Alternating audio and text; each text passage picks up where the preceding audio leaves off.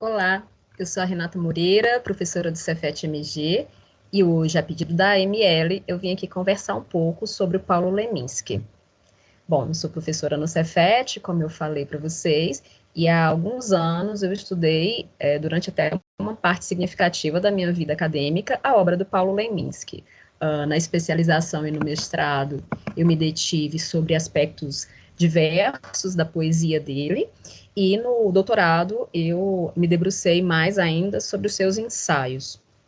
Aqui hoje com vocês, eu vou tentar passar, ainda que brevemente, dado o tempo, né, da nossa aula, por algumas tensões que compõem essa obra do Leminski, e como também algumas dessas tensões nos levam a entender um diálogo entre a poesia e os ensaios, e como nesses ensaios a gente consegue entrever um perfil intelectual do Leminski. Bom, e quem é Paulo Leminski? Hoje ele é bem mais conhecido, né? Foi um poeta que acabou entrando na lista de mais vendidos com aquele Alguma Poesia, e é bem conhecido, bem instagramável, inclusive, tem poemas rápidos, mas o Leminski é mais do que isso, né? Mais do que o poeta das tiradas rápidas, das frases de efeito, embora isso também componha a sua poesia. Bom, Leminski, Paulo Leminski Filho, nasceu em Curitiba em 1944 e hoje a gente pode dizer que é um dos principais expoentes da poesia da sua geração. E foi algo para o qual ele investiu muito, né, ter sido reconhecido. Quando a gente fala que ele investiu muito, esse investimento acontece nas mais diversas ordens, né? O Leminski, ao longo do seu trabalho, ele investe na própria imagem, e quando eu falo na própria imagem, eu não quero necessariamente falar fisicamente, em termos estéticos, mas investir na própria imagem no sentido simbólico, e ele também investiu bastante na produção, na divulgação da sua produção, nas redes de sociabilidade que ele teceu, né, que ele construiu para ser assim reconhecido. Há uma carta que Leminski escreveu para o poeta Regis Bonvitino, em que ele fala uma frasezinha, ele está tentando animar o Regis Bonvitino naquele momento, ele fala uma frase que me parece, estudando a obra do Leminski, que tem muito eco naquilo que ele próprio pensa para si, que é, para ser poeta, tem que ser mais que poeta. Bom, o que isso quer dizer para a gente em relação à obra do próprio Leminski? Como assim, para ser poeta tem que ser mais que poeta? Quem vem acompanhando os trabalhos do Leminski ao longo de toda a sua produção, percebe que ele é um poeta que a gente pode chamar de polígrafo. Eu insisto em falar que é um poeta, porque em algum momento da sua produção, ele vai dizer que quer ser conhecido por sua obra poética, o resto é resto. Exatamente essa a frase. Embora a gente venha anotar depois que não é nada de resto, que o restante das coisas que ele faz são muito interessantes, especialmente no entrecruzamento com a sua poesia, e que funcionam também como uma espécie de revaloração da própria poesia. Nessa carta ao Regis Bonvitino, ele, então, está tentando lhe animar e fala, né, repercute essa ideia de que para ser poeta é preciso ser mais que poeta. Como eu vinha dizendo, o Leminski produz em diversas esferas. Ele é poeta, é claro, ele insiste, ele investe nessa imagem de poeta, mas ele também escreve uma série de outros gêneros, ele trabalha com publicidade, ele faz música, ele faz vídeo, ele luta, então é um Leminski muito diversificado, que a gente pode então chamar de um polígrafo, né? Tem um poeminha dele, no Caprichos e Relaxos, que de alguma maneira investe, né, faz esse investimento em relação a esse passeio por diversos gêneros. O poema é o seguinte: o soneto, a crônica, o acróstico, o medo do esquecimento, o vício de achar tudo ótimo, e esses dias, longos dias feito anos. Sim, pratico todos os gêneros provincianos. Esse poema, e eu vou dividir alguns aqui com vocês, dos meus favoritos, embora seja difícil difícil escolher, são muitos poemas, ele tem uma produção vasta, vai mostrando um Leminski no exercício da poesia, né?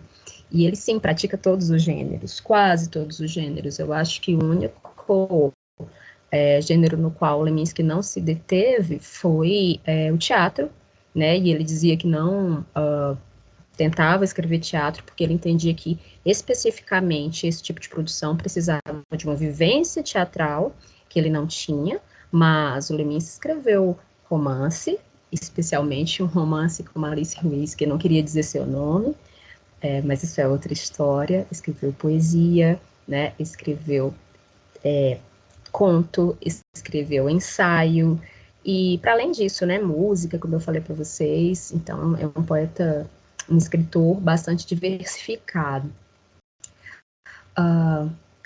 Mas uma coisa que eu queria falar, e eu acho que vai ficar clara o motivo desse título da aula, né, que é Leminski, um caprichoso relaxado, tem a ver com essa imagem, né, que o Leminski vem ganhando nos últimos anos, daquele poeta, como eu falei ali, das tiradas rápidas, os poemas curtos, que são uma força realmente da poesia dele, muito interessantes, mas que não conseguem, só eles, fazer um perfil do que o Leminski produziu durante toda a vida, né. O Leminski, e aí para isso a gente precisa pensar um pouco na trajetória dele, é um poeta reflexivo, é um poeta pensador também, como ele próprio diria, talvez repoeta, né? Em um momento, acho que numa carta mesmo, ele vai falar que sentiu a necessidade de reflexão quando começou a fazer poesia. E aí, sentindo essa necessidade de reflexão a partir da tradição que ele consultava, pensando, por exemplo, num poeta como Mário de Andrade, né, que é um poeta que pensa a própria poesia. O Leminski disse que sentiu essa necessidade de reflexão. E aí, de toda a tradição do modernismo, né, e essa tradição, de alguma maneira, com que ele dialoga, não só essa, ele dialoga com... Ele tem um paideuma muito interessante, são de poetas, essa tradição é feita de poetas que não escrevem apenas, né, mas refletem sobre o fazer poético, assim, tem uma atitude crítica sobre o ato de fazer poesia, né. Mas, para a gente entender um pouco desse Leminski, ainda que eu não vá me deter exatamente na biografia dele, é interessante que a gente pense em alguns lugares ocupados pelo Leminski ao longo da sua produção, ao longo da sua vida mesmo, né. O Leminski saiu pouco de Curitiba e, ao longo da vida, né, ele era muito ligado à cidade. A cidade é um dos temas que aparecem fortemente na poesia dele, mas em um momento que ele saiu, na infância ainda, foi para estudar num colégio religioso. Ele até pensava em ser padre. Depois ele acabou mudando de percurso, entendendo que não era bem isso que ele queria, mas tem um poeminha dele, que não é dessa época, mas que evoca esse momento, que eu gostaria de compartilhar com vocês. Está lá no livro O Ex-Estranho. O poema diz o seguinte: nunca sei ao certo se sou um menino de dúvidas ou um homem de fé. Certezas o vento leva, só dúvidas ficam de pé. O interessante, né, desse poema é que ele vai contrapor duas questões que aparentemente se opõem, né, a dúvida e a fé. E é claro que eu não quero aqui trazer a vida como se fosse um espelho da poesia, nem nada nesse gênero, mas é claro que ao longo da obra dele a gente vai vendo determinados temas que aparecem mais de uma vez, que evocam cenas vividas, embora, é claro, entremeadas por um trabalho de linguagem significativo. Mas nesse poema, especificamente, me interessa justamente essa duplicidade entre termos que são contrários, né? No caso, a dúvida, a fé, e aí, como eu falei do título do livro, o capricho e o relaxo, né? Que aparece também na obra dele a tensão entre o acaso e o rigor, né? E a gente vai vendo uma série desses pares digladiando-se na poesia dele. Mas como assim? Eu havia falado que ele não é só esse poeta rápido, né, de poemas curtos, mas que há mais na poesia do Leminski e na obra inteira dele do que só o poema curto. E o que é esse a mais? Bom, o Leminski, depois de toda essa parte em que ele queria ser padre, voltou para casa, ele começa a praticar mais cotidianamente, digamos assim, o ato de fazer poesia e pesquisar sobre poesia também. E aí ele começa a se envolver, digamos assim, com o modo de fazer poesia dos concretistas. Os concretistas, né, como vocês sabem, vem do movimento concreto de São Paulo, com Décio, Pignatari, Haroldo de Campos, Augusto de Campos, especialmente, né, mas há mais produtores. E o Leminski começa a se interessar muito por aquele tipo de poesia menos derramada, mais cerebral, que pensa os espaços da página, que pensa a materialidade do signo linguístico, e ele começa a ficar bastante atraído por aquilo. Em 1963, um Leminski ainda muito jovem, vem para Belo Horizonte num percurso assim de ônibus, acidentado no sentido de cheio de peripécias, né? Para vir à da Semana Nacional da Poesia de Vanguarda aqui em Belo Horizonte, com a intenção justamente de conhecer o Décio, o Haroldo e o Augusto, que estariam aqui, né, em Belo Horizonte, para essa Semana Nacional de Poesia de Vanguarda. Essa semana é um marco para o Leminski, que passa a ser uma espécie de mascote, né, assim, não pejorativamente, né, espécie de membro mais jovem ali do concretismo, e os primeiros poemas mesmo dele, mais oficiais, saem na revista dos concretistas, na revista Invenção, e a partir daí o Leminski começa digamos, se integrar a movimentos de poesia que não estão só filiados a Curitiba, né? Começa a perfazer uma rede de sociabilidades ali que vão ser muito interessantes e vão repercutir durante boa parte da sua vida profissional, né? E aí, depois desse encontro com os concretos, o Leminski passa a ser, né, passa a fazer não só poesia, né, mas ele começa a investir muito num livro que é interessantíssimo, mas que nasce de um conto. Nasce como Descartes com lentes, é um conto, e esse conto depois vira o hoje em dia muito conhecido romance Catatal. Esse romance tem um argumento interessantíssimo, mas é um romance muito difícil, inclusive, de ser lido. Ele não é um romance simples no sentido de início, meio e fim, um enredo linear, nada disso combinava com o tipo de produção do Leminski, mas tem como argumento a vinda do René Descartes, e aí latinizado para Renatos Cartésios, aqui para o Brasil, né? E aí todo o pensamento da lógica cartesiana sendo falido aqui nos trópicos, né? E o Leminski fica muito na espera da reação dos concretistas, e ela não vem na medida em que ele esperava.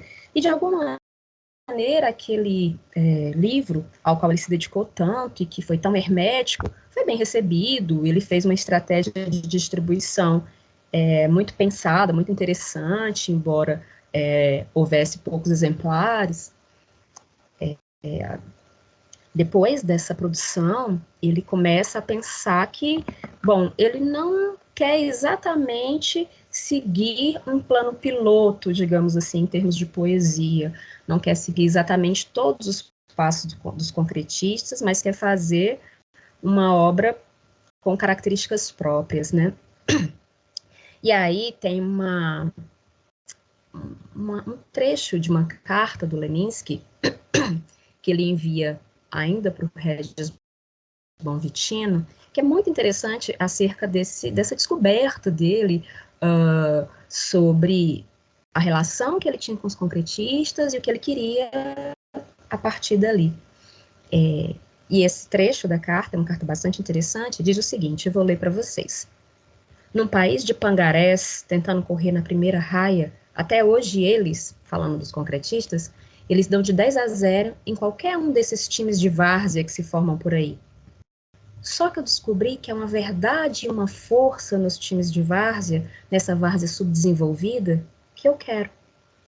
E aí é muito interessante, né, o Leminski pensar que, olha, os concretistas são aquilo que é de melhor que nós podemos ter aqui no Brasil hoje em dia. Eles são produtores incríveis, ele pensa na tradução, na importância desses poetas para a nossa tradição aqui também, mas ele percebe nele uma vontade de fazer outro caminho.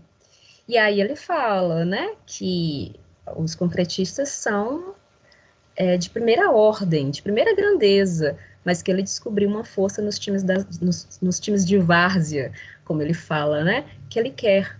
E isso é muito interessante, porque se o concretismo tinha a ver ali com aquele capricho, ele está buscando o relaxo, né, para fazer uma linha de tensão na poesia dele. E aí, bastante interessante, porque no Caprichos e Relaxos, que é um livro um pouquinho posterior, né, ao Catatal, ao romance Catatal, tem um poema que parece dialogar exatamente com esse trecho da carta para o Regis Bonvitino, que é o seguinte: quero a vitória do time de várzea, valente, covarde, a derrota do campeão, 5-0 em seu próprio chão, circo dentro do pão.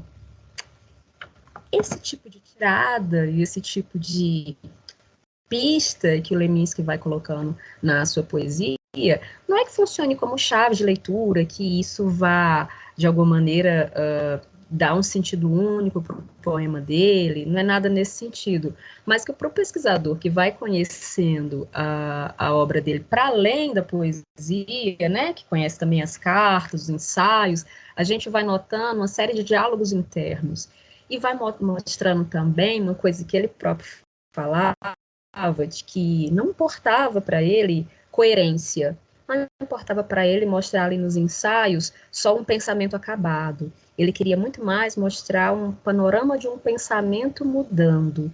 E isso me parece muito interessante quando eu penso os ensaios do Leminski. Bom, eu tenho falado para vocês de cartas, né? O Leminski tem um livro de cartas, que é o Envie Meu Dicionário, dele com o Regis Bonvitino, ele escrevendo para o Regis Bonvitino.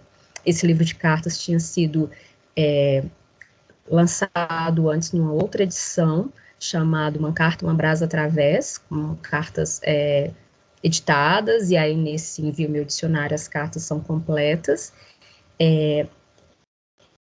Mas não foram as únicas cartas que o Leminski escreveu. Ele dizia que queria ser o epistoleiro mais rápido do Oeste, né? No caso do Sul do país.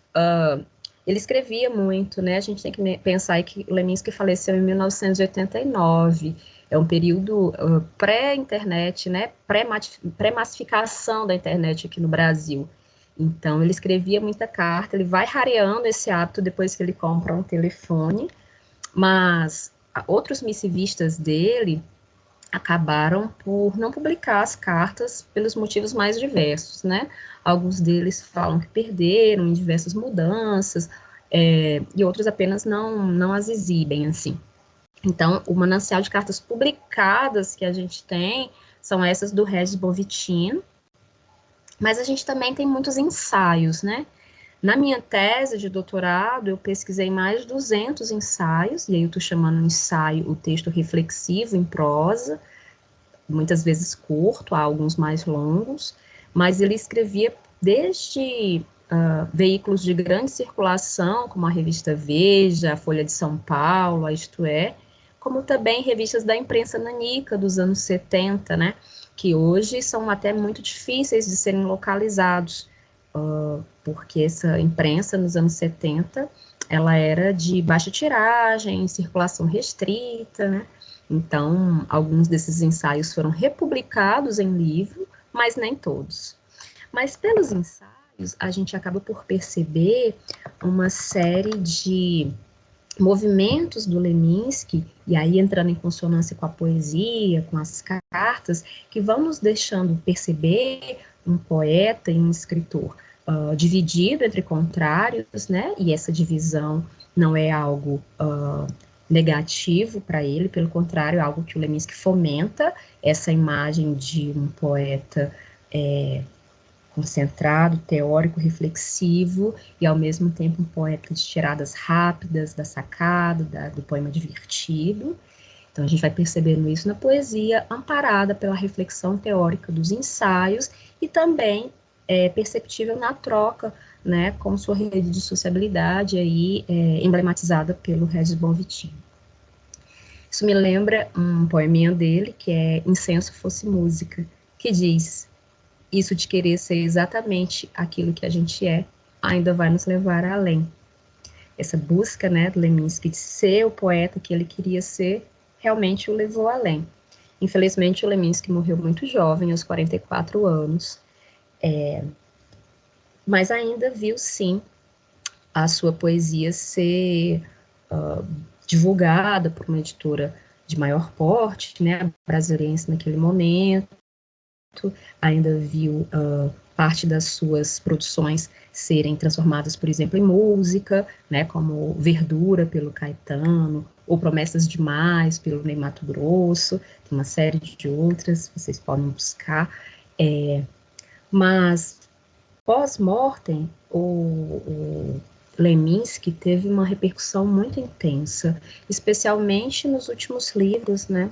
Tanto Vida quanto toda a poesia, a recepção dele tem ficado cada vez mais intensa, o que é muito interessante, é um feito poucas vezes visto na poesia. Né? É um poeta que está na boca do povo e isso é maravilhoso, isso é muito interessante e nos convida a ver outras faces desse mesmo Leminski. Não vai dar tempo da gente discutir aqui essas diversas facetas da obra dele, mas eu quero convidá-los a ler a minha tese, que é Ensaísmo de Paulo Leminski, Panorama de um Pensamento Movente. É uma tese que já tem mais de 10 anos, então outras produções surgiram depois, trazendo outras perspectivas a partir do que eu estudei naquele momento, mas ela está disponível no banco de teses da CAPES, né, para leitura gratuita, e junto com isso a própria obra do Leminski, que é um poeta que a todo tempo tem como missão o desautomatizar da linguagem, né, essa busca por uma linguagem que seja própria, que seja dele e que faça a gente, mesmo no poema rápido, no poema de humor, e não só de humor, né, no poema de crítica, no poema de temas diversos, tentar perceber que a língua é algo com que a gente pode brincar e que a poesia é um instrumento interessante, um dos melhores que a gente pode ter, justamente para fazer com que a gente perceba essa carne das palavras.